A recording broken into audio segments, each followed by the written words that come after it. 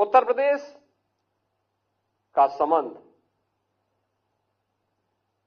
आपके इन राज्यों से बहुत नजदीक से है। याद करिए, छत्तीसगढ़ भगवान राम का ननिहाल है। चित्रकूट वनवास के कालखंड में उत्तर प्रदेश और मध्य प्रदेश का यह जंक्शन है। भगवान राम ने वनवास कालखंड का सर्वाधिक समय यहीं व्यतीत किया था। मां जानकी जनकपुर से है। ये बिहार और नेपाल के बीच में पड़ता है।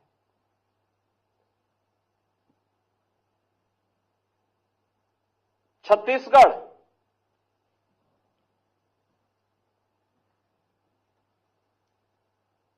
बाबा धाम के लिए जाना जाता है। पवित्र भूमि है, पावन धाम है। उड़ीसा बाबा जगन्नाथ यानी जगन्नाथ भगवान का पावन धाम है, जगन्नाथपुरी है। तो ये सभी एक दूसरे के साथ जोड़ करके उन कार्यक्रमों को हम आगे लेकर के चलते हैं। अपनी परंपरा के प्रति, अपनी संस्कृति के प्रति गौरव की अनुभूति होना, श्रद्धा और सम्मान का भाव होना और अपने देश के प्रति पूरी ईमानदारी के साथ निष्ठा का भाव होना, यही हमें आगे बढ़ने के लिए एक नई प्रेरणा प्रदान करता है। और यह उत्तर प्रदेश के अंदर आप लोगों का एक प्रशिक्षण अत्यंत महत्वपूर्ण है। इसलिए भी महत्वपूर्ण है कि आपको नजदीक से उत्तर प्रदेश की विकास यात्रा को देखने का अवसर प्राप्त हो रहा होगा। 25 करोड़ की आबादी है, लेकिन कहीं कोई अव्यवस्था नहीं। महाकुंभ के आयोजन में 40 करोड़ लोग आएंगे। सब कुछ काम अपने आप ऑटो मोड पर चलता हुआ दिखाई दे रहा है, क्योंकि लोग स्वतःस्फूर्त भाव के साथ उस कार्यक्रम के साथ जुड़ रहे हैं। याद करिए, पिछले 10 वर्ष में प्रधानमंत्री मोदी जी के अथक प्रयास के परिणाम स्वरूप हम सब आज देश की भारत 5वीं बड़ी अर्थव्यवस्था के रूप में उभरा है। अगले 3 वर्ष के अंदर भारत दुनिया की तीसरी बड़ी अर्थव्यवस्था बनने वाला है। पर भारत का तीसरी बड़ी अर्थव्यवस्था बनने का मतलब हर व्यक्ति की आय में वृद्धि होगी, रोजगार का अधिक से अधिक सृजन होगा, विकास के बड़े बड़े कार्य होंगे, इंफ्रास्ट्रक्चर के लिए, एजुकेशनल के क्षेत्र में, रोजगार के क्षेत्र में, निवेश के लिए ये अनेक कार्यक्रम होने जा रहे हैं। और इन कार्यक्रमों को जुड़ने का अवसर युवाओं को प्राप्त होगा।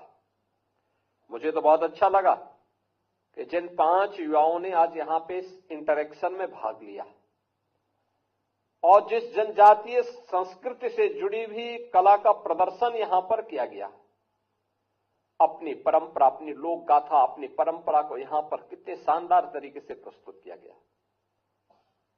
याद रखना, इस संस्कृति को हमें जीवित रखना होगा और इसकी आधार पर, इनकी नींव पर ही हमें विकास के नित नए प्रतिमान को स्थापित करने की दिशा में आगे बढ़ना होगा।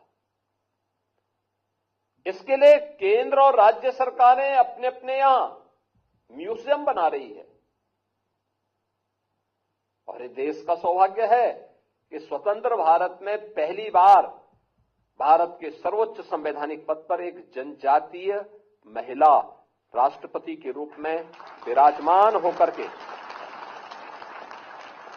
जनजातीय गौरव और भारत के गौरव को एक नई ऊंचाई तक पहुंचाने में अपना योगदान दे रही है। उन स्थितियों में आपका उत्तर प्रदेश में आगमन हुआ है। उत्तर प्रदेश का आपका यह आगमन उत्तर प्रदेश को देखने, नजदीक से समझने का एक अवसर भी आपको प्राप्त करेगा, प्रदान करेगा। और मुझे अच्छा लगा कि आपके मन में एक उत्कंठा है देश के प्रति, अपने समाज के प्रति, अपनी संस्कृति के प्रति, और याद रखना जीवन में आगे बढ़ने का और स्वयं के उज्जवल भविष्य के लिए और आने वाली पीढ़ी के उज्जवल भविष्य के लिए हमारे सामने एक ही मंत्र होना चाहिए, और वह है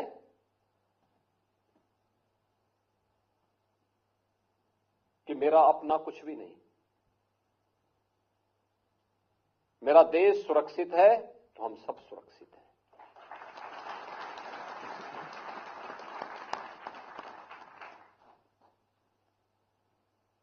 उपासना विधि का अंतर हो सकता है,